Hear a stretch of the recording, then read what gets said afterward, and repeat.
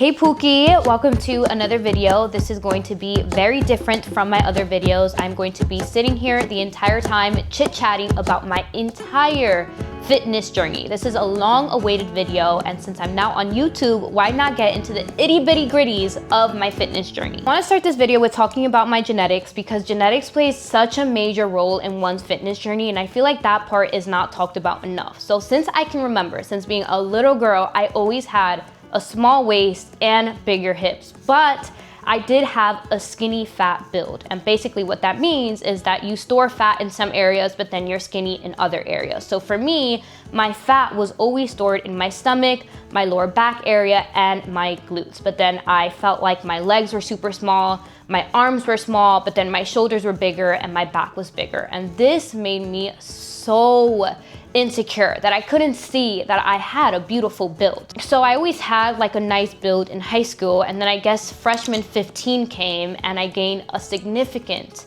amount of weight, okay? I was going through a lot. I was going through a really insane breakup. I lost myself through it all. I was drinking almost every single day.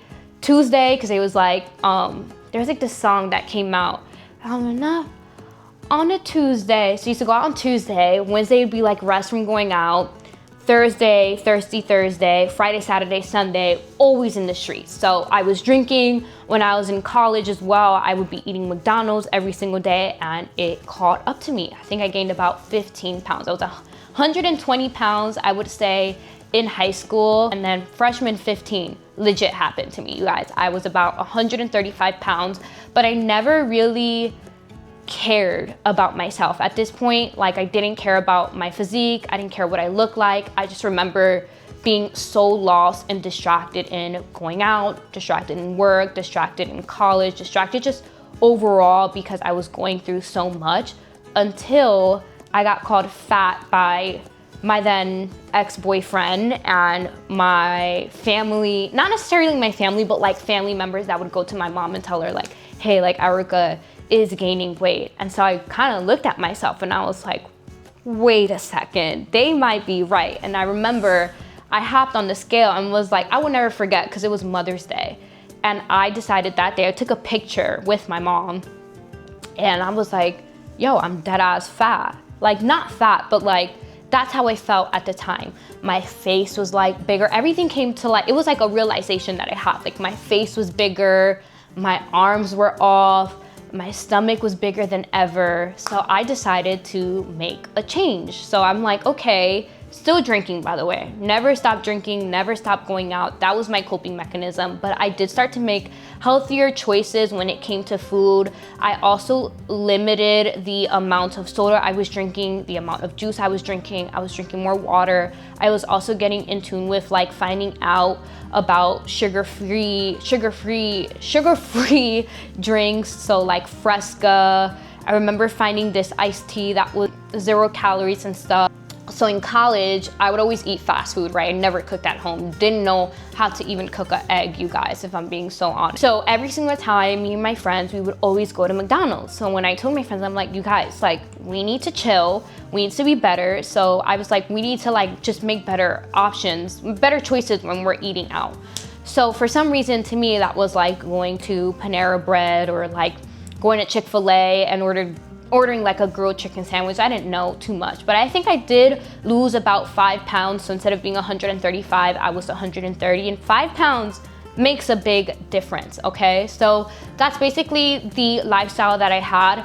While this time in college, I was going to the gym, but when I tell you, I literally would go to the gym to just distract my mind from everything that was going on. Anything that would get me out of the house, I would be doing. But I was fooling around in the gym. I would be doing cardio, and basically cardio to me was more like, okay, ran a mile in 10 minutes, I'm Gucci. And then I would literally be like in the little studio room, playing around, joking around with my friends. So this is when I first started discovering fitness, right? So that was my freshman year of college. I would say 10th and 11th grade, I was still doing the same thing. I was making healthier options. I was getting into more machine work in the gym, but like I said again, it was more like just fooling around, not really knowing what I was doing, kind of just going to the gym to go. There would be times in my fitness journey where I would want to lose a significant amount of weight, and I thought that meant like having to deprive myself from food. I remember being at work, I used to work at Sprint at the time, and I would literally eat an apple, you guys, and be like, okay, like this is all I can eat all day, and that was that. And as you guys know, or you may not know, there's no sustainability in that, so that wouldn't last more than a week. So it was just an ongoing cycle, but I did, like I said, lost 5 pounds, and please keep in mind, I am 5 feet, so 5-pound weight loss makes a big difference on my body. So fast forward to my senior year of college, 2020, COVID happened, so everything slowed down for me. Please keep in mind, I was doing so many things to distract my mind and to not deal with everything that was going on, everything that I was going through. So when this happened, I felt like my life was ending, right? Because my job closed down, so didn't have my job to distract me. There was no more college because college was online, so I didn't have that to distract me. I couldn't go out with my friends anymore, so I didn't have that to distract me either. I didn't have anything to put my focus on but myself. So at this point, I wanted to get into fitness because I had nothing else to get into, you guys. I needed to occupy my mind. So at this time now, I am researching like crazy on YouTube, because before this too, you guys, I would buy like programs online to kind of just understand what it really meant to eat towards your goals. So I remember buying a program, I don't know if you guys know her, I'm sure you guys do, Danny Munoz Fit. She had a bunch of programs. I would always buy them, but I would never really, you know, when you buy a program and you just don't follow them, which I'm pretty sure you guys do that with mine too. Don't play with me, better lock in. Y'all better be locked in. But yeah, so I bought the program. It was like a PDF, and I remember seeing like macros, calories, and it was saying that you would need like 1 gram per body fat of protein. I'm like, I don't know what any of this means, so I would never follow it. But when I got, like I said, when I got into 2020, that's when I started watching YouTube videos over and over and over again about calories and macros, and I found this one video. It was how to meal prep for beginners, and this person, I'm not gonna name any names, had a 1,200 calorie deficit for women. And so I'm like, perfect. This is how I'm going to lose weight. This is how I'm gonna get in shape and all of this. You guys, I followed that video word by word, direction by direction, step by step. Now, I'm used to eating food with sazon, okay? So the seasoning here was horrible, okay? It was chicken, rice, and broccoli. 1,200 calories, by the way. I literally bought a scale. I bought the chicken. I went to like the grocery store, I bought all of the stuff that I needed. I didn't want to ask my father or my mother for help to teach me how to cook, because every single time they would be cooking growing up, they would always say, come learn how to cook, come learn how to cook. And I'm like, absolutely not, like that's not for me. So my little prideful self is over here cooking. I remember, I think I can find a video, I will put it right here. But yeah, so I'm cooking or whatever. My chicken is white, okay, you guys? White as like paper, all right? And I'm eating this shit. Like I'm eating my chicken, my rice, and my vegetables, until one day my mom is like, what are you doing? And what is this? I'm like, this is my meal prep, like mind your own business. Because I'm like a very prideful person. Like I don't need your help. Mind your own business, let me be, right? So whatever, I did that for 1 week. 1,200 calories, paper girl, keep that in mind, okay? So later on, my father started teaching me how to cook and everything got better. I was meal prepping for a good 4 weeks. You guys, I dropped to 130 to 120 in a matter of 4 weeks. Now, the problem with this is that first, that's not sustainable, okay? And you should never be following anybody's meal plan online simply because you don't know, that person that's giving you that information doesn't know the amount you weigh, They don't know your height. They don't know anything about you. So how are they supposed to give you a meal plan? We're all different, okay? We all come in different shapes and sizes. So the amount of calories that I eat should not be the same amount that you eat. Same thing goes for your proteins, your carbs, your fats. We all should be eating in accordance to our goals, all right? So 1,200 calories is a very low amount. No one should be eating this least amount of calories, all right? So I lost a significant amount of weight, like I said.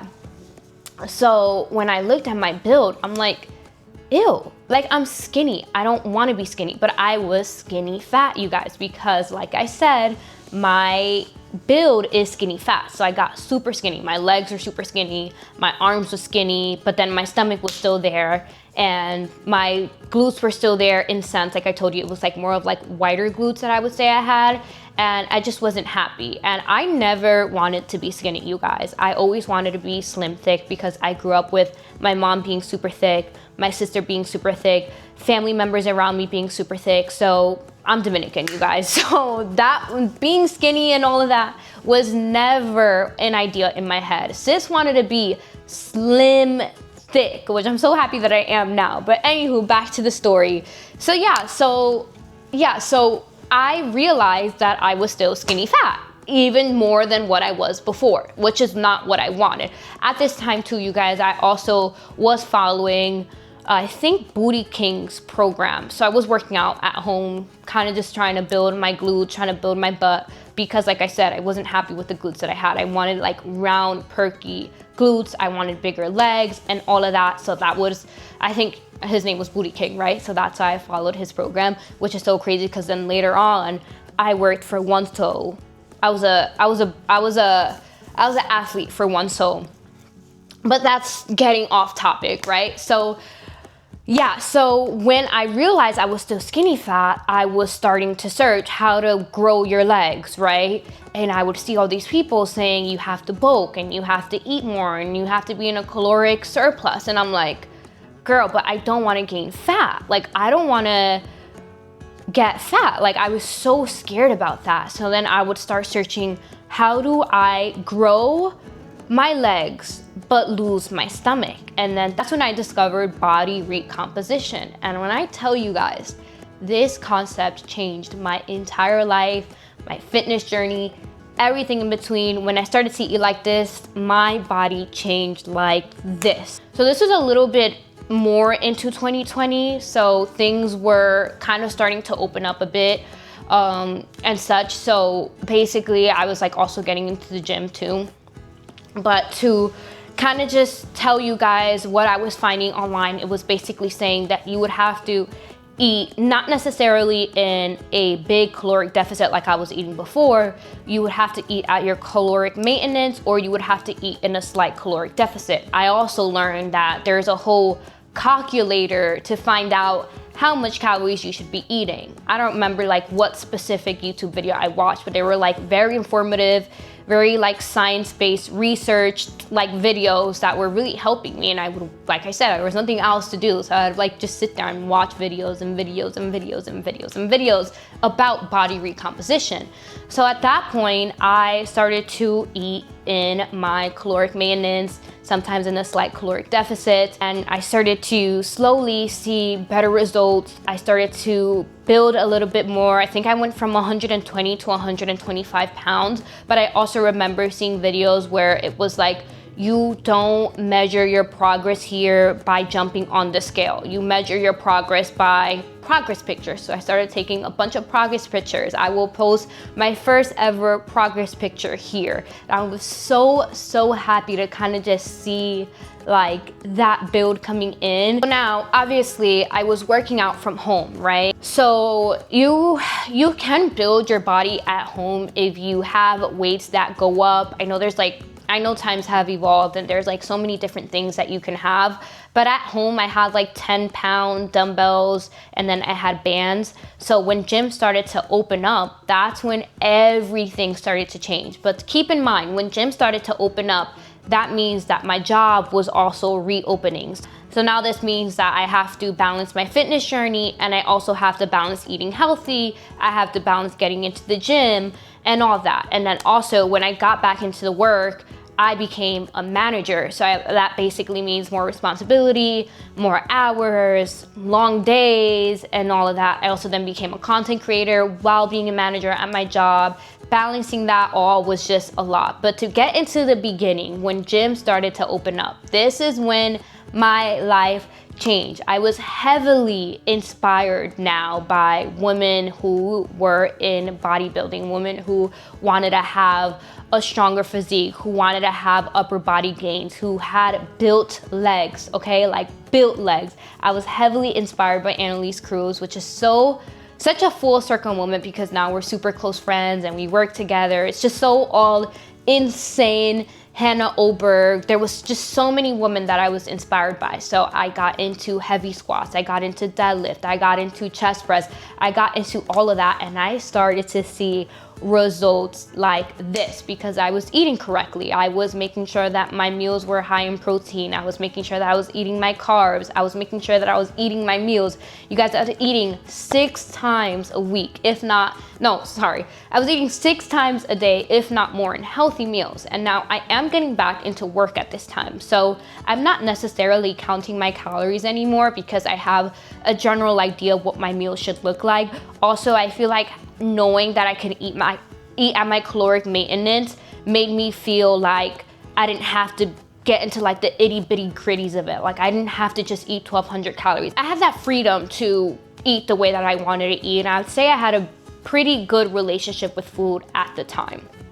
So something that I did always count was my protein. So it was 1 gram per body fat. So basically at the time it was about 120 pounds. So 120 pounds means about 120 grams of protein in a day. So that was my diet.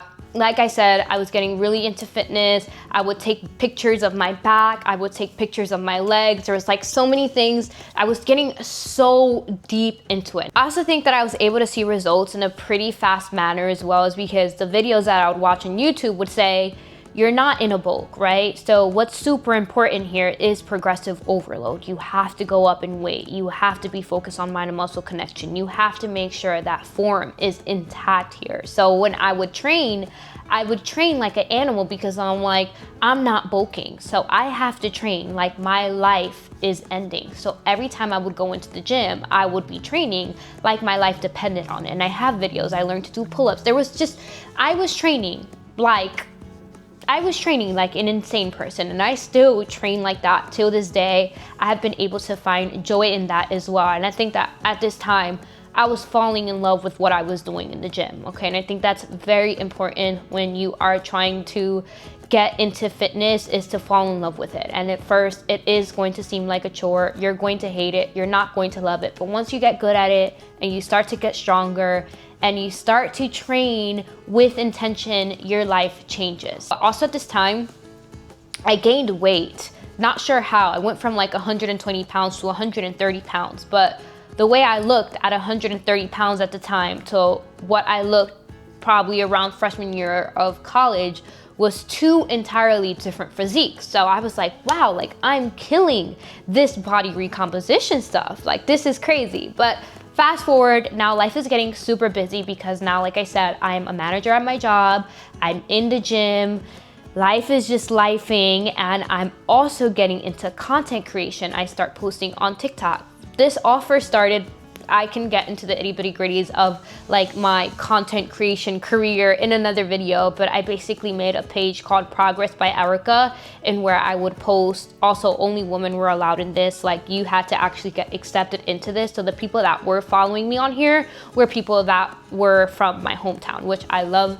Those girls, whoever was on there, those are like my babies, okay? Because I was able to gain confidence in starting to post on TikTok, which that then later blew off. But within this time, I had people asking me an insane amount of questions, and I couldn't get back to it. I was working like crazy. I was doing so many things, but I would post consistently on there. So what was basically happening at this point, since I was able to see such good results in such a matter of, 2 years or whatever the case was, I started to get comfortable. So like nutrition, not necessarily that I was out the window, but I wasn't really on top of it as much as I was back in 2021, 2022. So I would say 2023, I did start to gain fat, which I didn't realize until like 2024, towards the end of that. And I'm like, whoa, like sis got a little bit too comfortable, because you know, that's when everything started. 2022, towards the end of 2022 is when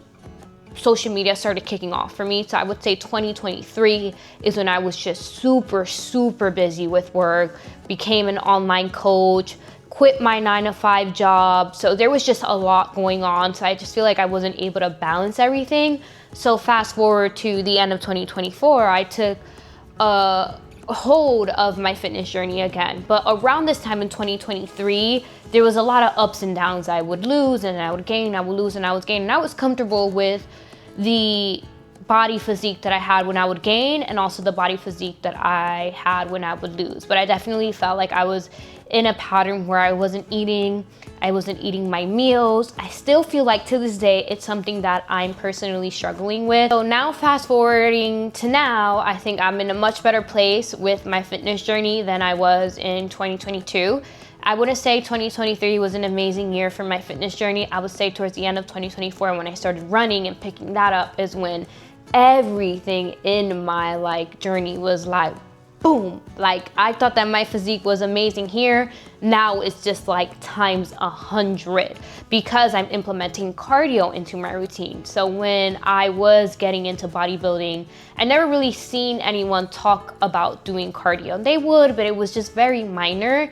And I never used to do it. I'm like, nah, I don't need it. I don't need to get into it. I don't need to really prioritize it. I was on Fit Talk, and Fit Talk would say like, you know, just prioritize weightlifting and you'll be fine.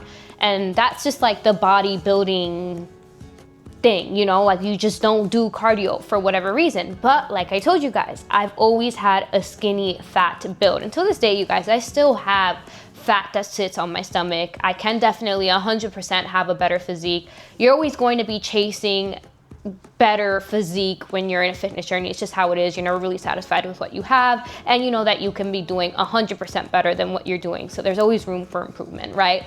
But to get back to that, I never did cardio, you guys. I'd probably share that I did cardio, but it was like a joke, and I wouldn't be consistent with it. Also, another thing that I was never really consistent with was training my core. And now, fast forward to now, I know the importance of core. It's important for your lips. It's important for you in general, which I just didn't train. Now, fast forward to 2025, I'm at a point where I want to train everything. I also want to see where I can take myself. So right now, I'm in a point in my fitness journey where I just really want to take it to the next level. I want to evolve into somebody different now that I am 27. So that's kind of where I'm at right now. But that's like my entire fitness journey, all the way from before my fitness to 2020 all the way till 2025. At this point in the video, I kind of just want to get in tune with mistakes that I made throughout my fitness journey, and if I could go back, what I would change. Number one, what works for me may not work for you. This is so big and would have saved me so much time. I probably would have seen so much more results, especially when it comes to losing fat. Now, I say this because I used to watch other people and I'm like, they don't do cardio and these people have freaking abs. Like that means that could be the same for me. No, I had a skinny fat build. So although I was building muscle and I was losing fat, I could have lost more if I would have also implemented cardio, which I did towards the end of 2024 by falling in love with running and starting to do that. You guys, when I implemented running into my routine, because I used to run consistently twice a week, you guys, and I would be running a lot of miles, changed my entire physique. Like I couldn't believe it. I would go back into pictures. You guys would tell me all the time, like, wow, you look insane, you look incredible. It was just crazy to see the difference that it made. So imagine 5 years ago, if I would have been implementing cardio, the physique that I would be at right now, right? Also me like not knowing how many calories and just following a random like video on YouTube also would have just changed me if I would have just known. So that's really big, knowing your genetics, understanding where you're at. 2, progressive overload is key, okay? When I first got into like that bodybuilding and chest press and all of that, I was ego lifting, okay? Like I wanted to be this strong, powerful woman, and I was doing it incorrectly. And when you lose the form of the workout that you're doing, it is pointless. It's a waste of time. You can hurt yourself, you can injure yourself. I think I had tennis elbow. There's like so much things that I got from just ego lifting. So just don't do it. Train correctly, slowly get stronger, and remember that progressive overload also means training with intensity. Doesn't necessarily mean that you have to go up in weight every single week, which is what I was doing. Number 3, nutrition is everything, okay? You cannot out-train a bad diet. I don't care if you are the strongest, you go to the gym 7 times a week, you like train like an animal. If you are eating like garbage, your body will speak for that, okay? So just make sure that you are following some sort of regimen when it comes to nutrition. And I'm not saying that you have to track your calories. Just make sure that you're eating nutrients-dense meals, making sure that's high in protein, it's clean carbs, you're eating your veggies, all that good stuff. Being said, I don't regret any part of my journey. Everything was a life lesson. Everything brought me to where I am today. And I truly believe that I was able to stay consistent for the past 5 years is because I truly fell in love with what I was doing. I fell in love with cardio. I fell in love with weightlifting. I fell in love with eating healthy and fueling my body and taking care of myself. And if you are someone right now that is struggling with that, it may be because your purpose is to trace a dream physique. It is to look like a certain way from one day to another. And unfortunately, when it comes to fitness, when it comes to anything good in life, it's not from one day to another. And that's why we often give up. We don't trust the process and we just go on about our days. But the most important thing and what I want to share with you guys is I've never broke any promises that I made to myself. If I said I was going to do something, I just went ahead and did it. No matter how long it took, no matter what I had to do, no matter what obstacles I faced, I always stuck to the plan. And I just want you to know that you are capable of transforming your life, transforming your physique, but you just have to be consistent. But yeah, that's pretty much sums up my entire fitness journey. I hope this is helpful. Of course, if you guys have any questions or if you want to see more, please let me know down in the comments. It would be super helpful for me and helpful for you. Obviously, I'm new to YouTube, so the more information I know, the better. But yeah, I love you guys. Don't forget to like, comment, share, subscribe, all that good stuff. And I will catch you in the next video. Bye.